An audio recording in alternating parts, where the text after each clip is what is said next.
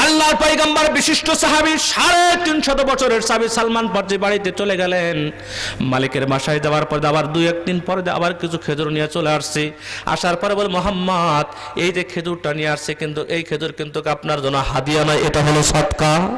আল্লাহর পয়গম্বর নিজে গ্রহণ করেন নাই, শামাইলে তিরমিজি হাদিসের মধ্যে নিজে গ্রহণ করেন নাই, তারিখের কিতাবের মধ্যে আল্লাহর পয়গম্বর গ্রহণ করেন তবে নিজে খান নাই, সাহাবায়ে কেরামদের ভিতরে বন্টন করে দিয়েছেন।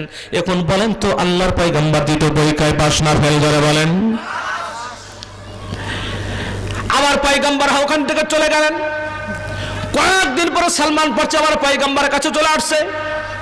আসার পর দেখতেছে অনেকগুলো সাহাবায়ে কেরামদের কেন দিনের তালিম তরবিয়ত হইতেছে।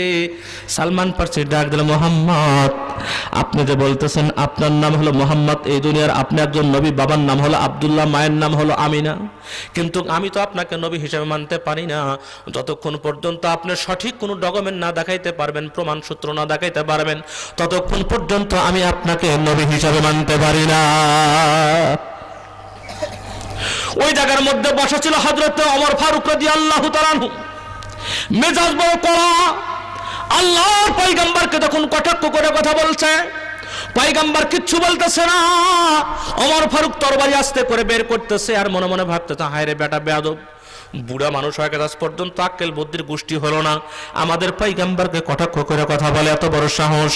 এই কথা বলে যখন আস্তে করে তরবারিটা বের করতে গর্দানটা উড়ায় দেওয়ার জন্য আল্লাহর পয়গম্বর ডাক দেন, ওমর পাগলামি করিও না রে ওমর, থামো থামো, রাগ করা যাবে না। কারণ সালমান ফারসি যে কথাটা বলছে এই কথাটা কিন্তু নিষ্প্রয়োজন কোনো কথা না, অবশ্যই প্রয়োজনীয় কথা।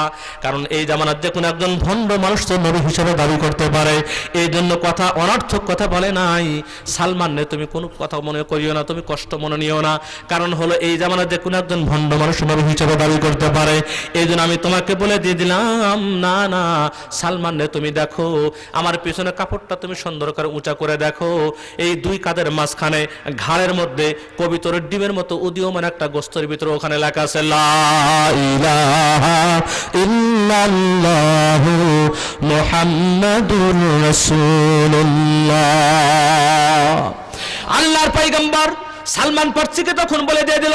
সালমান ফারসি ডাক দিল, পয়গম্বর মুহাম্মদ আর আমার কোনো ডকুমেন্টের দরকার নাই, আর আমার কোনো প্রমাণ সূত্রের দরকার নাই, আমাকে তাড়াতাড়ি পড়ে দেন লা ইলাহা ইল্লাল্লাহু মুহাম্মাদুর রাসূলুল্লাহ, লা ইলাহা ইল্লাল্লাহ, লা ইলাহা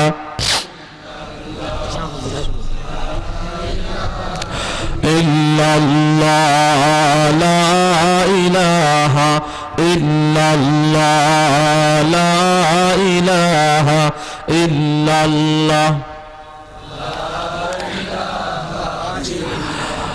আওয়াজ করে পড়ি লা ইলাহা ইল্লাল্লাহ, লা ইলাহা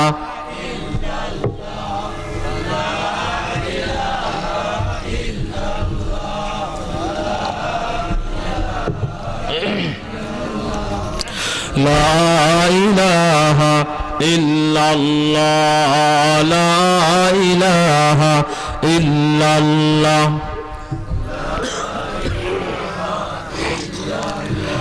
পাখির গানে গানে হাওয়ার তালে তালে, পাখির গানে গানে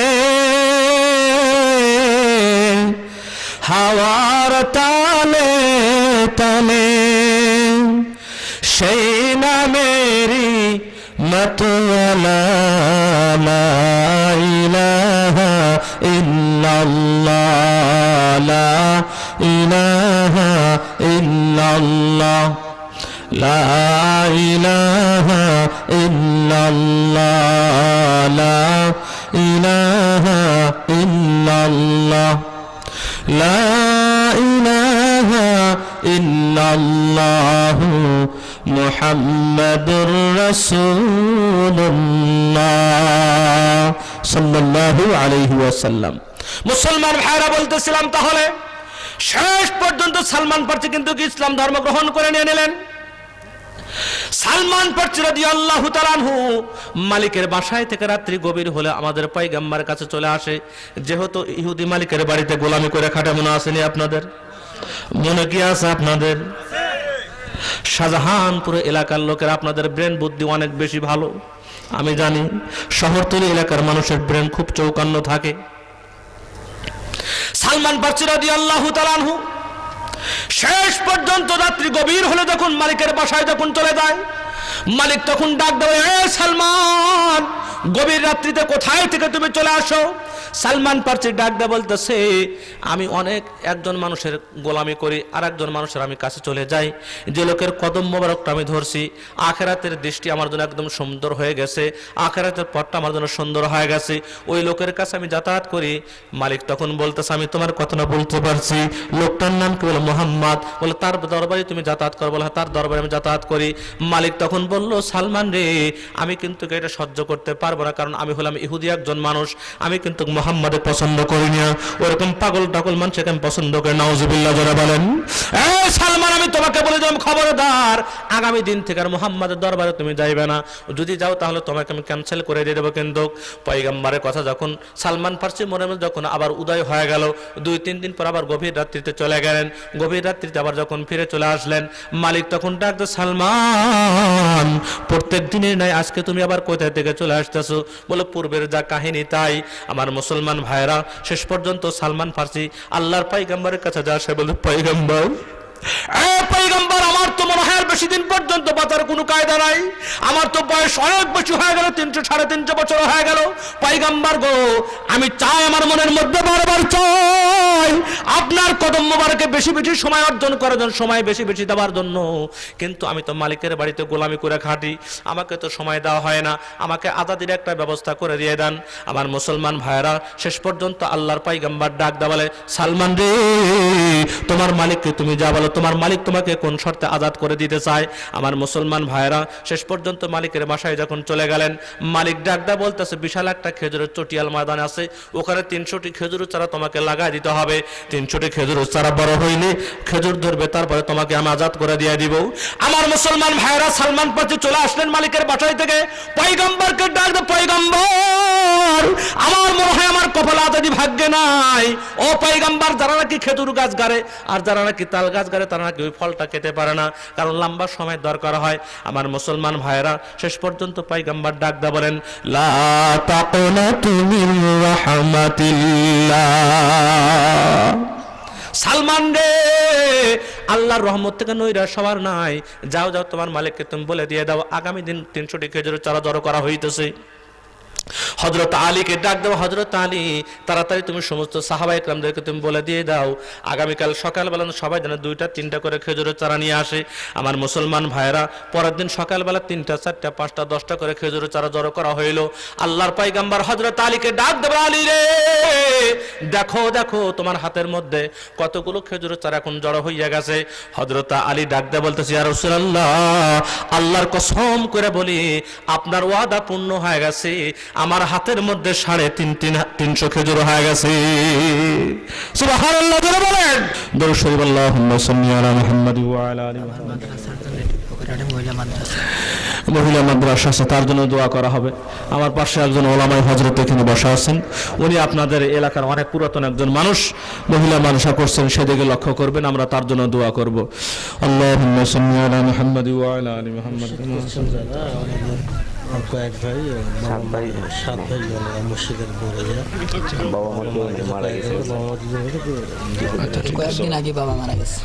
মসজিদ যারা করতেছে আর কি, তারা 7 ভাই। আলহামদুলিল্লাহ। দরুদ শরীফ, আল্লাহুম্মা সাল্লি আলা মুহাম্মাদ ওয়া আলা আলি মুহাম্মাদ কামা সাল্লাইতা আলা ইব্রাহিম ওয়া আলা আলি ইব্রাহিম ইন্নাকা হামিদুম মাজিদ। اللهم بارك على محمد وعلى آل محمد كما باركت على إبراهيم وعلى آل إبراهيم إنك حميد مجيد।